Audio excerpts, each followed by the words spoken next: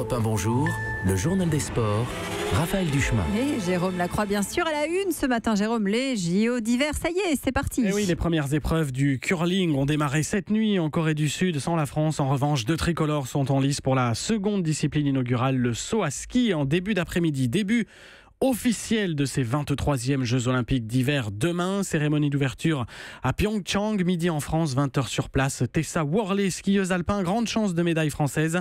Pas encore sûre d'y aller, mais elle est certaine qu'il lui plaira de défiler derrière le biathlète Martin Fourcade, porte-drapeau français. Il est serein, il est combatif, il a vraiment beaucoup de qualités que j'admire en tant que sportive et que j'ai envie, moi, de reproduire aussi sur mes compètes. Donc ouais, j'ai envie de m'inspirer de lui. Tessa Worley au micro Europe 1 de Corinne Boulou, cérémonie d'ouverture à laquelle assisteront 229 pom-pom girls nord-coréennes. Elles encourageront les sportifs des 2 Corées. On pourra aussi peut-être apercevoir dans les tribunes du stade la sœur de Kim Jong-un, dirigeant nord-coréen. Kim Yo-jong sera ainsi la première représentante de la famille régnante à se rendre au sud.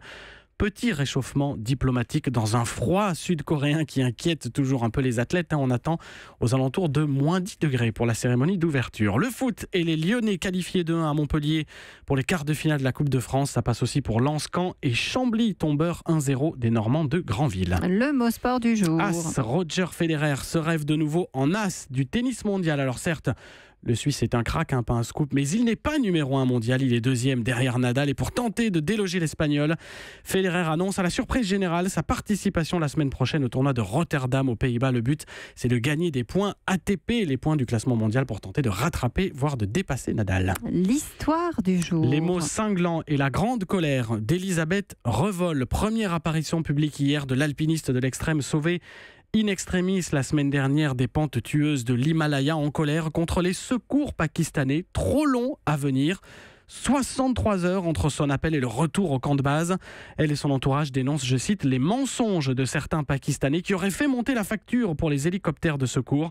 Il y avait en jeu la vie de 2 personnes. Le coéquipier polonais d'Elisabeth Revol a péri dans la montagne. Quand on déclenche un secours, le temps est vraiment précieux. C'est une course contre la montre. Parce que quand on déclenche un secours, c'est en urgence. Et là, il a fallu attendre 48 heures pour qu'il y ait quelque chose qui se passe. Pour moi, là, j'ai beaucoup de colère à l'intérieur de moi. On aurait pu sauver ton mec si ça avait été un réel secours pris à temps et organisé. Elisabeth Revol, au micro Europe 1 de Rémi Pierre. Elle reste hospitalisée à Sallanches, en Haute-Savoie, pour tenter d'éviter l'amputation du pied gauche, notamment le plus atteint par les gélures.